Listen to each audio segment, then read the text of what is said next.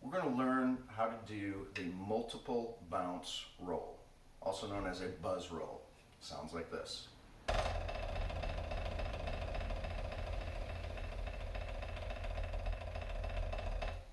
Okay, so to understand how to do this, you need to kind of think about the mechanics of how a drumstick hits a drum and naturally rebounds. You hit the drum, the stick comes back.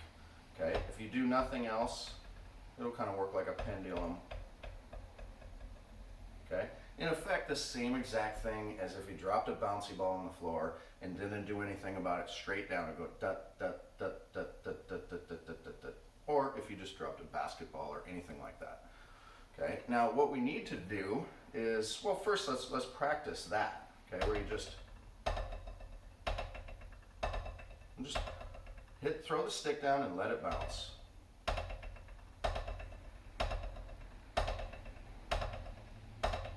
And if you don't throw the stick straight down, it's going to sound, you get some weird kind of rebounds happening where it moves around. So make sure you're straight up and down.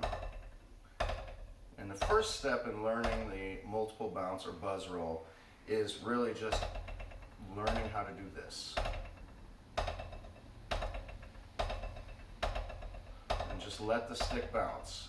The only real motion I'm doing with my hands or my fingers on this is the first initial drum hit. Just like that, but I let the stick keep bouncing into the drum.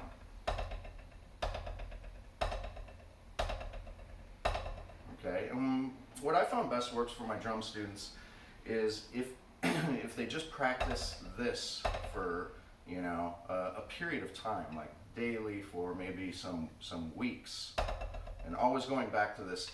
And what I tell them to do, the goal is get as many bounces out of the stick as possible.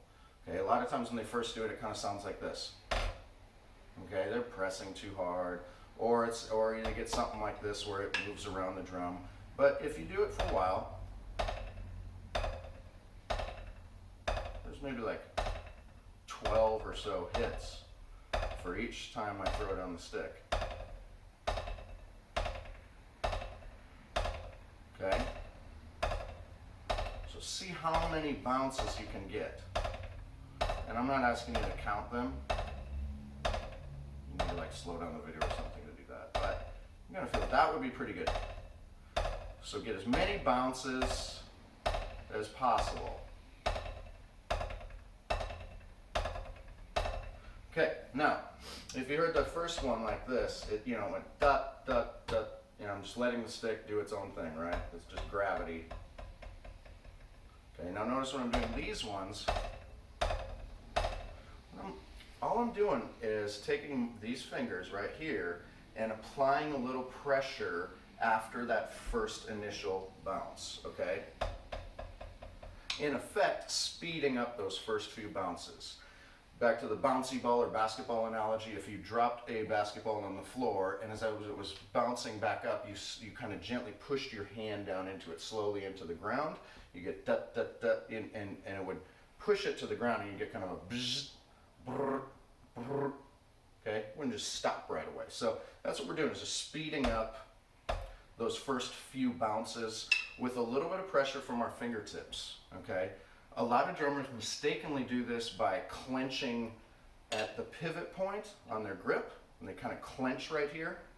And you can hear it chokes off the sound of the stick, and it also puts all sorts of undue strain on your muscle system, and I'm not going to get too deep into that, but that's something I see a lot, is where they just you kind of squeeze the stick and tighten up your grip so it's not moving freely. That's not the right way to do it. You want to use your fingertip control, okay, where you throw the stick down, and then with these fingers here, you pull in. And it's a matter of finding the perfect amount of pressure to speed up those bounces initially. So you want to work on this for quite a while before we go to the next step, where you just try to get as many bounces in each hand as you can.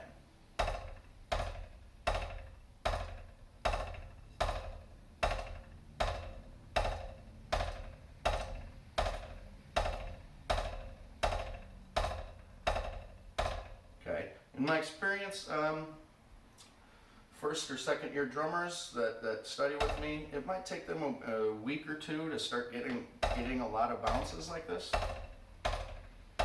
Some people get it in a day or two, but you know, it's not something that's going to immediately sound like this. So you just have to keep working on it.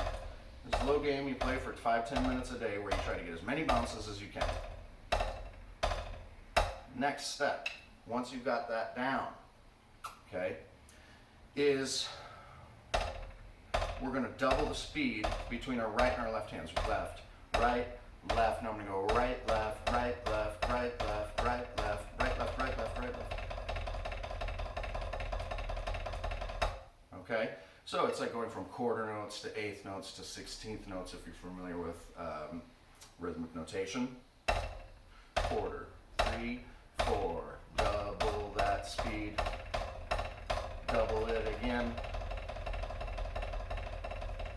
Okay, and you still hear it's kind of got a rhythm to it. It's not super fluid yet, but it's kind of,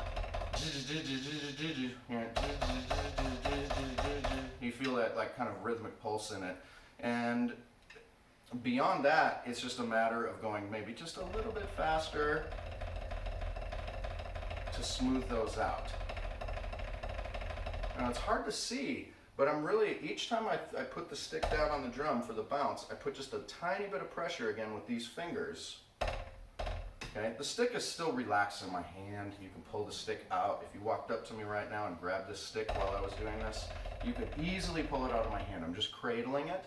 There's no tight, you know, nothing squeezing about it.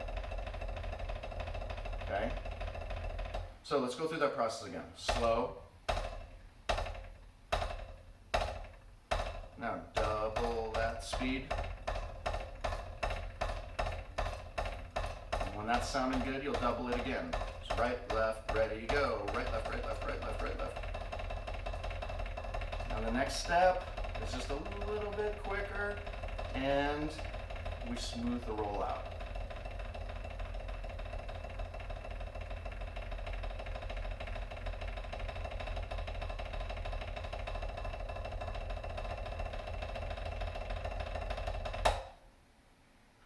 That is the multiple bounce roll. Quick review. Start out letting the stick just naturally bounce. Okay? Then apply a little pressure to speed up those first few bounces. Try to get as many bounces as possible. I think I tried to count these one time with like a slow motion video, and I think it was like, you know, something like maybe 15 max I could get or something like that.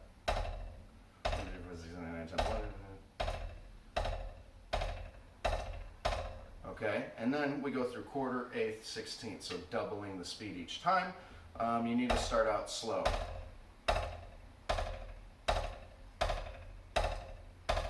Double, double, double, double, double.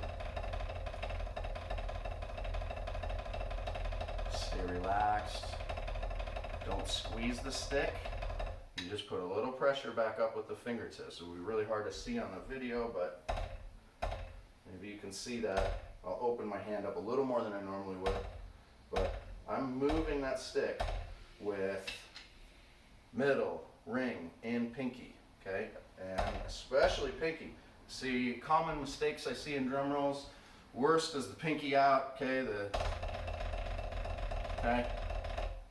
And the same problem with the pinkies out is it was where people actually pressurize the fulcrum. Okay, that's the part where the stick moves in your hand. Okay, I was like the Vic Firth sticks. You put your thumb right about on that American flag, and that's about a good approximation where the fulcrum is, where I have maybe 1.5 inches or 2 sticking out the back of my hand. Okay, never grab the stick all the way back. Okay. But yeah, I see this roll all the time, high school, middle school students, where and I'm gonna dramatize it here, where they just do this. Okay, they might have their hands wrapped around a little bit. The problem with that is, listen to that versus my what I would say is a good roll. There's the pressurized. Here's a more relaxed. Here's the pressurized. You can hear the stick is like just pushing into the drum. And now on the practice pad, you can hear the tone change slightly. But on an actual snare drum, you'll hear the tone change in a big way because you'll be putting too much pressure into the drum head. Yeah, the worst part about it though is you end up working too hard if you just try to squeeze the sticks to get a bounce. Okay? I cringe every time I see people doing that. I want more flowing, relaxed. Like, this is not taking like any work for me right now. When I say any work, it's taking a little bit. And just not, nothing feels tense. There's no tension. So that is a quick introduction to how I normally teach multiple bounce or buzz rolls.